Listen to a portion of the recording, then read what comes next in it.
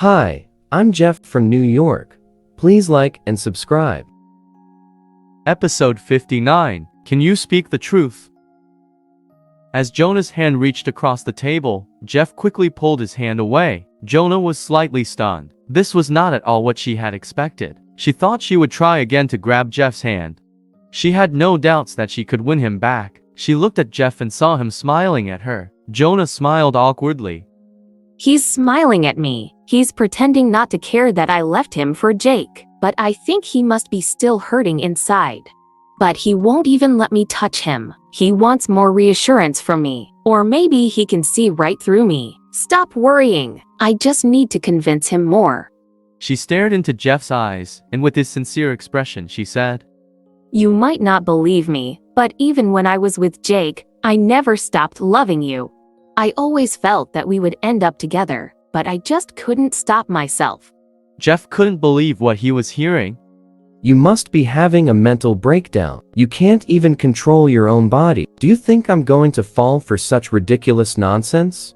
You said yourself that I might not believe it, so you already know. I'll think it's garbage. Jeff took a sip of his drink, and with a small smile he said, Then you're saying that you had no choice but to go to the hotel with him? Jonah's expression froze. It seemed like Jeff was still upset about her and Jake. She tried to think quickly. I know you're still upset that I left you for Jake. Looking back, I know how stupid I was to do that. How could I have gone with such a horrible person? I was an idiot, too naive. To get Jeff's sympathy, Jonah even tried to demonstrate her regret by slapping herself a few times. Stop hitting yourself. Jeff saw that she was hitting her face pretty hard, so he frowned and grabbed her hand. Ah, so you can't bear to watch me hurt myself, can you? Are you feeling guilty now? Let's see if you try to get away from me now. Jonah thought. She took the opportunity to grab Jeff's wrist. Jeff, let me tell you a secret. Although Jake and I live together, I never sleep with him. Do you know why? Jonah's eyes lit up as she looked at him. Because he can't ignore his arrogant appearance. In reality, he's useless. Every time I took off my clothes, he finished before he even touched me. Jonah. Jeff hated Jake, so he couldn't help feeling some pleasure when he heard this. I've never actually been touched by a man before, Jonah said shyly. Jeff laughed to himself. I can't believe her audacity. If it was up to you, you'd still be with Jake now. And you're trying to tell me that you've never been with a man? Jonah. Oh, Jonah, can you ever speak the truth?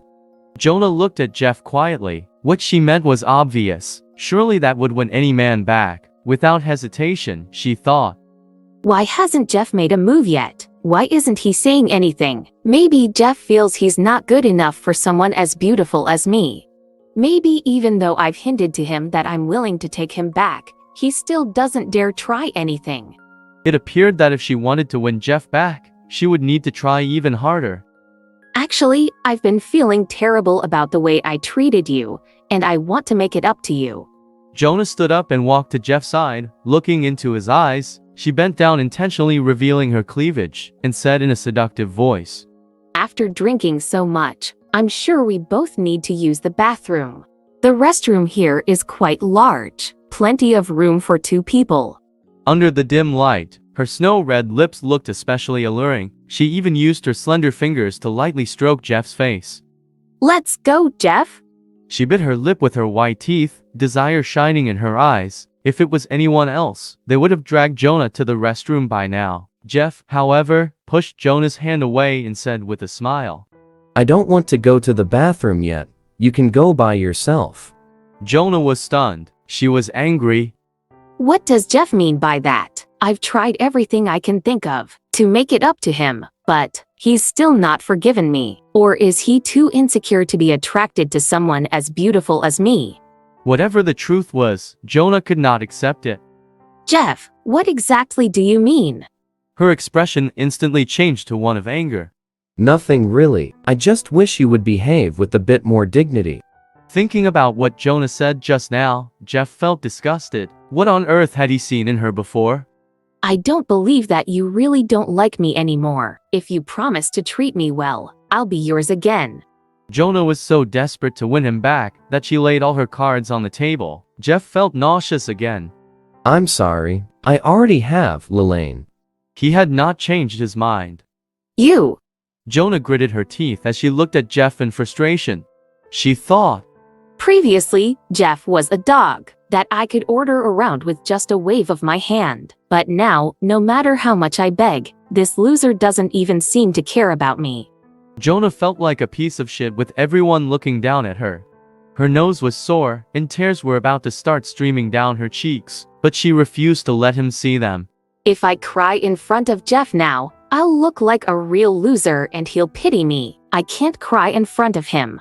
Jeff, how dare you look down on me? I don't really like you that much. Don't think you can just reject me and walk away. Do you think I'm desperate to be with you? Well, I'm not. I just want your money. You'll never be with me now.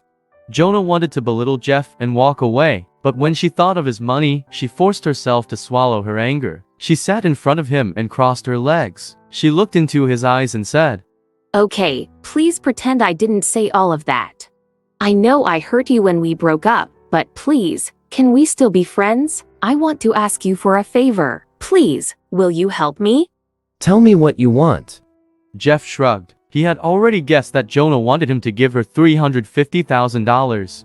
They'd been together for a while before, so he knew how her mind worked.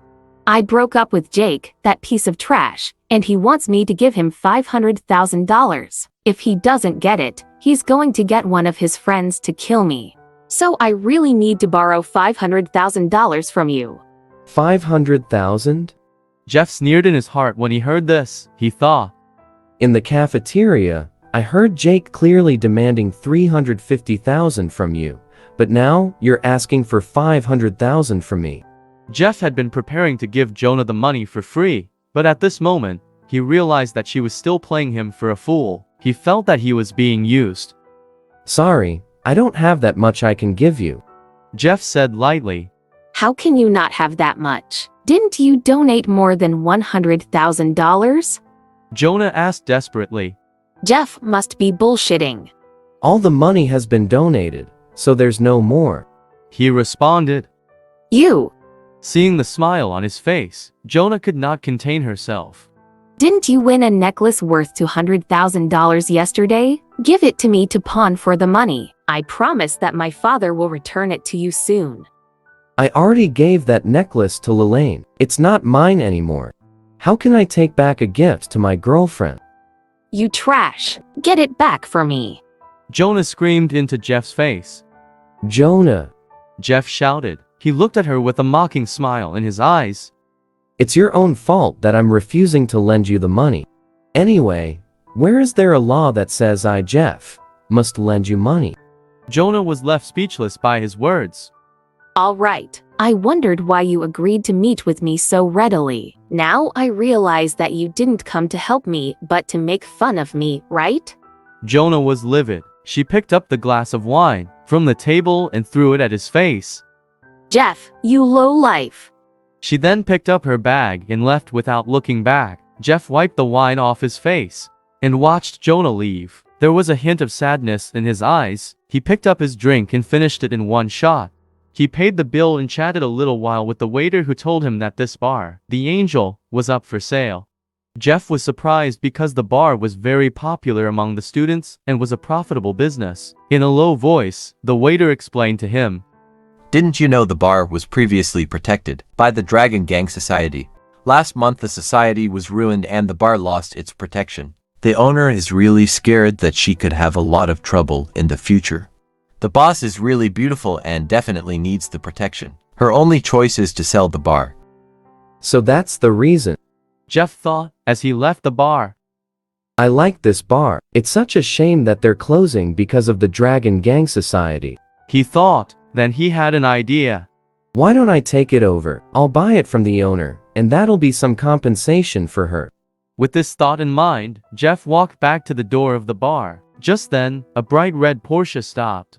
In front of the entrance, a tall and beautiful woman got out of the Porsche. The doorman immediately ran over to her with an ingratiating smile on his face. The woman threw her car keys at him and walked toward the bar with long strides. She was elegant and had an air of confidence about her. She looked like a model. She wasn't intentionally showing off, but her innate confidence and elegant posture were hard to ignore. Jeff was taken aback by her beauty. The doorman of the bar greeted elegant lady. Lady Jimenez, welcome. She only nodded slightly in response. Excuse me, please. The woman wanted to enter the bar, but Jeff stood in front of her, blocking her way. Then Jeff came to his senses and realized what he was doing. He quickly stepped aside and said, I'm sorry. With a faint smile, the beautiful lady walked in. Jeff watched her walk by and softly murmured to himself. She's so beautiful. Her face was snow white and her eyes were sparkling. Her features were perfectly proportioned, and Jeff's first impression was that she was the most beautiful woman he had ever seen.